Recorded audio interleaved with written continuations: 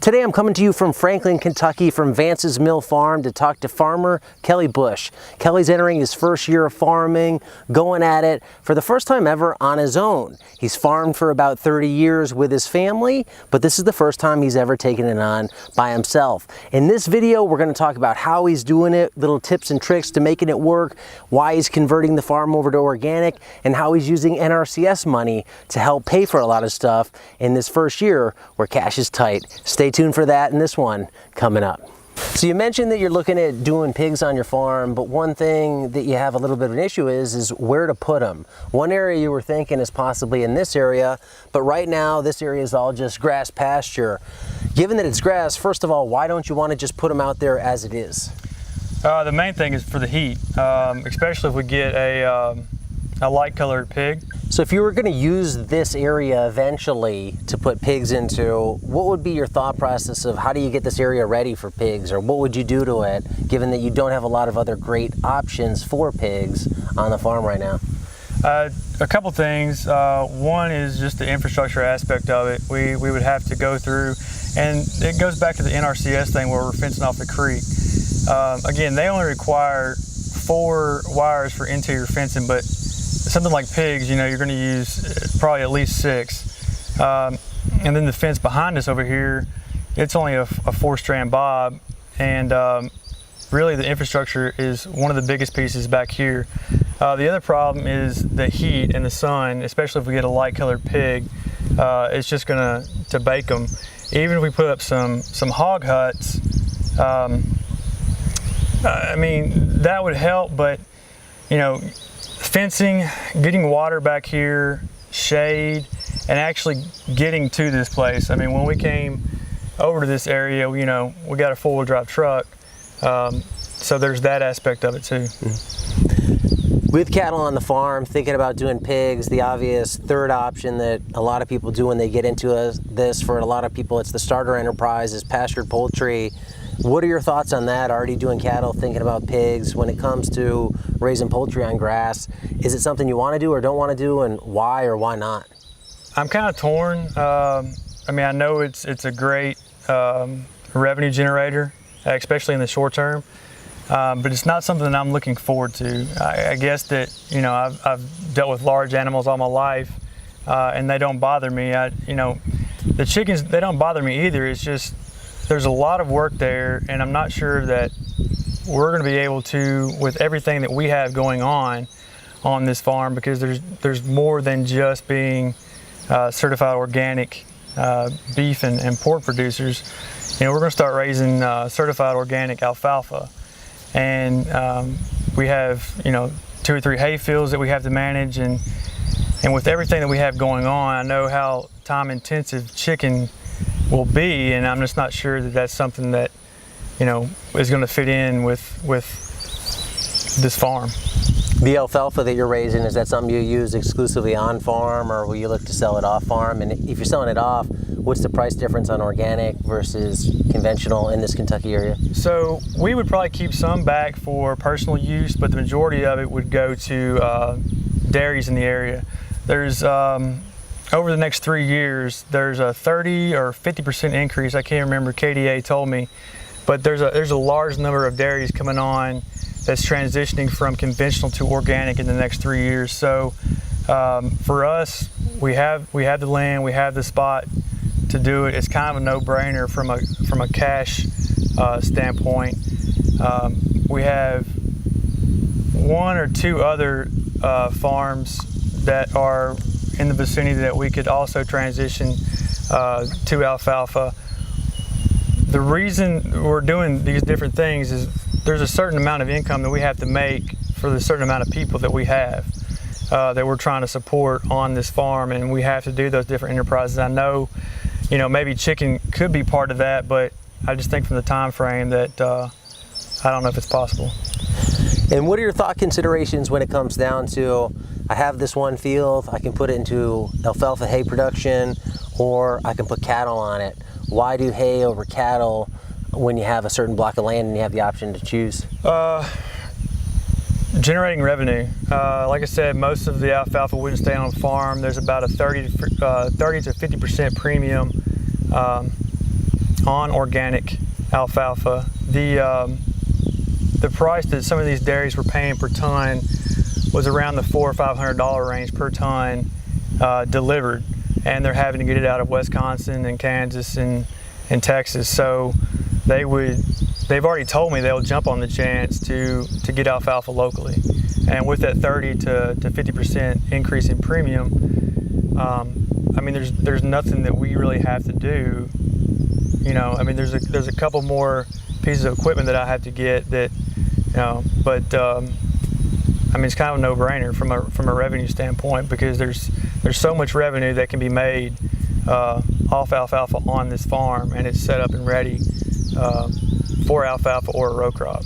Right now we're standing in the middle of an 8-acre plot, and you've decided to divide this up to do it rotational grazing style. What was the plan of attack here? You have 21 odd head of cattle over there, you have 8 acres to work with. How did you come up with this scheme of how you're moving them, and how are you actually moving them? So the way I came up with it, it wasn't based off live weight. I know normally that's the way to do it. That's the way a lot of people do it, you know, based on live weight and the dry matter intake per day. We went to Greg Judy's grazing school class in May. We bought the reels from him while we were at the class, and we came home and just started doing it. The way I figured it was, it's 8 acres. I busted out into half-acre paddocks, and the thought process is that by the time they get back to the first paddock, it will have been around 30 days. I didn't factor in the live weight. I know I'm overstocked at 21 head. We're moving some out, but even with 21 head, it's actually done pretty good. This paddock back here is the one they're on today. They've grazed it down. If Greg was here, he'd probably scold me because it's a little bit shorter than what he would like. But so far, it's worked out pretty well for us. If you went over to paddock 1 where they were at 2 weeks ago, I mean, it looks amazing, especially compared to the way it was when we started doing this. It was basically like this paddock number 7 right here, with yellow weeds and thistles, and now it's basically nothing but white and red clover. And that's after about a month of doing this one cycle of rotating them through. Yeah, 30 to 45 days, and it's completely changed, like 100%. And for people watching this grazing strips, it's running like all the way this way, maybe, I don't know, was that 200 yards down that way? Across? Yeah, 1,300 feet. 1,300 feet, so pretty long runs, and they're pretty, what's the distance width here about? It's about 21 feet. About 21 feet by 1,300 feet, so these long strips.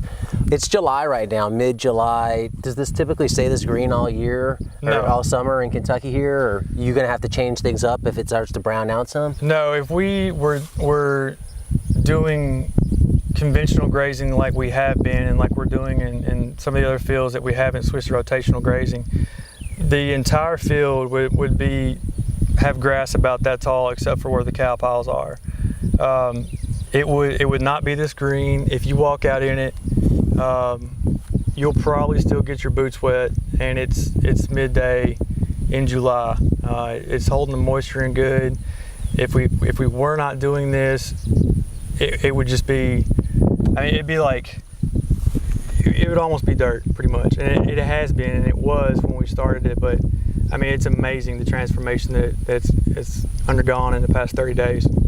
And when it comes to rotational grazing, Greg's looked at as one of the godfathers, one of the people that just really does it well, Greg Judy, that is. What did you learn from him in terms of looking at a cell that's been grazed down, looking at the forage that's left in it, and trying to say, that was too long, that's too short? Yeah, I mean, it could be an all-day talk about the stuff that we learned with Greg. It's amazing the amount of stuff that you can get out of that guy. Basically, I mean, I can look at this today and I can tell that it's overgrazed. You know, his rule is they eat a third, they trample a third, and then they leave a third. We've been doing it for a month now. I can kind of tell, you know, 2 days is about the max that we're going to get out of this. I have a grazing stick, but I don't actually use the grazing stick because at this point, we can just look at it and tell.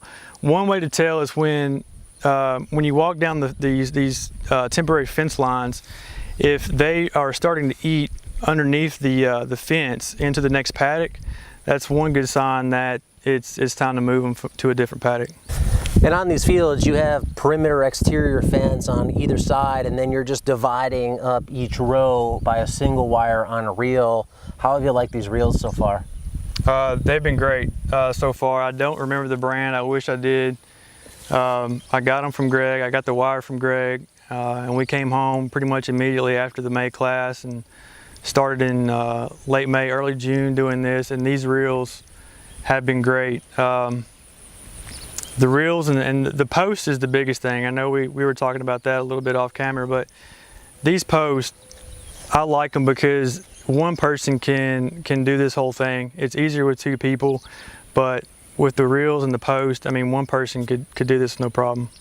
So right here, we're standing in front of a head chute that is really expensive, but you didn't have to pay the full cost of it. You were able to look at some programs that were available to you here in the state of Kentucky to buy this piece of equipment. Can you talk about what you got in terms of cost share and how that worked and what a big advantage that's been versus trying to have to go buy this yourself as a starting farmer? Yeah, so our old head chute was basically just a wood alleyway with a really generic head chute at the end. It was very unsafe for us. It was very unsafe for the cattle. It stressed us out. It stressed them out.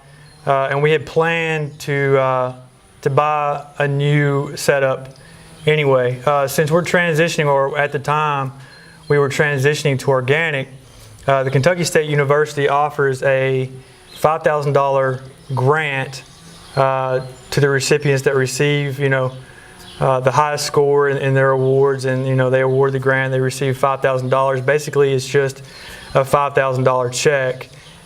There's some stipulations. You have to do some reporting on it. With any kind of money like that from the government or a private organization, there's going to be some stipulations to it. But I mean, it's nothing that you wouldn't do for $5,000. If you had to buy this new, you're looking at anywhere from $7,500 to $10,000. With the grant, I got this at a discount because it's last year's model, so I've got $2,500 into it. There's no way that I could have paid $7,500 for this without getting that grant. Just being resourceful, using the grant money, and then also last year's model versus buying the brand new one. Yeah, and it goes back, because this year's model, it had a few extra things on it. It had a non-slip floor, which would have been nice, but for $1,000 to $1,200, it didn't make economic sense. But this all started, like I said before when we were talking, it started with my county extension agent. He got me turned on to the two nonprofits in Kentucky. They got me turned on to Kentucky State University's grant program. I called them up. They were super helpful. We put a lot of detail in the grant application, and I got an approval letter in the mail, and then 4 weeks later I got a check. Offline, you were talking about the farm used to be run conventionally, and it wasn't very profitable. Can you run through some of the numbers for what a conventional farm looked like and how you think that could potentially change by going organic and direct to consumer? Yeah, so this farm, not counting the 35 acres that my uncle has out for lease, if you totally take that out, he had 100 acres last year that he was working with, about 130 head of cattle on this 100 acres. The gross last year was $55,000. It doesn't sound too bad, but then you realize that the expenses were $50,000. So this 100-acre farm, in a conventional sense, only made $5,000. Not enough for one person at that point. It's just a hobby, and we're trying to have an income for myself and my cousin. And there's just no way with a conventional farm that we're going to be able to do that. So we have to look for alternative routes and different enterprises. So grass-fed, organic, and direct-to-consumer is the way that we're going to have to go if we want to even try to sustain this farm and any income from the farm. What can I net off of this farm? Yeah, so you probably run some models that say, okay, we can raise this many head of cattle, this many acres of alfalfa hay, this many pigs, and we should be able to net I don't remember the net off the top of my head. Man, if we did everything, chicken, pigs, turkey, cattle, alfalfa, the gross for 1 year, I think came out to around $100,000. But the majority of that was from alfalfa. The majority of that would be from that premium we would get for the organic alfalfa. So the gross was 100,000 or the net? The gross. Okay. The net would, I mean, I've got these numbers. I would have to look at them again. I mean, I have it down to how much it costs me to roll a bale of hay. $15 to $18 per bale, depending on the size of the field, which field we're in. So I have these numbers, and I think that is something that's very important. Is that if you don't know what it's costing you, you don't know what your costs are and how to price your product and what you're netting. I mean, if you think you're baling a bale of hay for $15 a bale, but you're baling it for $30, well, you're better off to sell all your equipment and go out and buy it for $40. Well, here's the question. Being a numbers guy, being a computer guy, run a lot of models, when it comes to going to sell a cow at the end of the day, how do you determine your cost in it? What are you factoring in there when you got a lot of time involved, but the time's involved in doing a lot of things that it's spread out over a lot of cows? So I haven't figured out my cost per hour or how much I'm going to charge for my time. Yeah, I know how much I have per animal.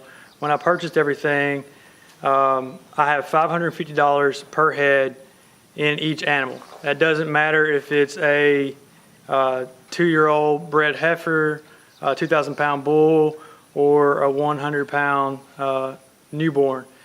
The way I figured it, everything was $550, and then the way I base everything is on that number plus my butchering fee.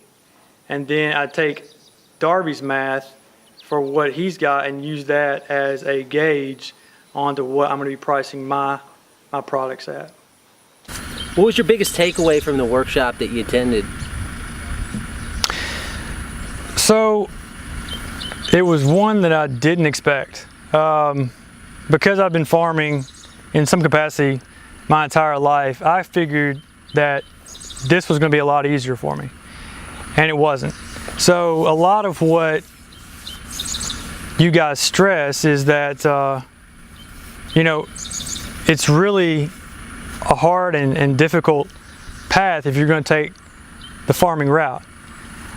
I had in my mind that I already knew how difficult it was going to be, and then when I got out here and started to put it in practice, I mean, I had no idea. I've done this, in some capacity for 30 years, and then we get out here and we start this on our own. We're switching over to direct-to-consumer and organic and rotational grazing and trying to get a pig enterprise and thinking about chickens, and one thing leads to another, and you never have enough of something, and that's what we've been struggling with the whole time. And it's just, honestly, it's hard, and I didn't think it was going to be this hard for somebody who's been farming 30 years of their life. Was there any bit of information that you could put into use right away that really changed either the way you were approaching something, the way you thought about something that made a difference? I think the biggest thing for me was I put it into context. I didn't put it into practice. Was the retail and the marketing aspect of it, and the pricing of the meats. That's one thing that I put it into context, but I didn't put it into practice. That was one of the main reasons that I wanted to go, because I wanted to learn how to sell direct to consumer, and I got a lot of that from the course. I didn't expect to get that much. I thought I would get some, but I wasn't expecting to get what I got. You have a girlfriend, you came to the workshop alone, but in thinking about it in the whole, if you were married or had, your girlfriend wanted to be involved big time on the farm, how much would you suggest that multiple parties come versus having just one individual come? Yeah, so we did this with Judy's class, is I took my cousin along, and it's better, especially if you're working with a significant other or you're working with a family member, it's best to go in a pair. Just the information that the other person, especially if if you're wanting to farm and the other person has never been on a farm or doesn't understand the aspects that go into farming, they really need to go to the course, especially if they can go with you, because there's a lot of information geared around the whole family aspect of it and what it's going to take to get the enterprise up and going from a family standpoint. And fortunately, my girlfriend, she wants to be a part of this. So long term, I think she will be a part of this. And we're actually looking at if we can swing it as far as time commitment wise.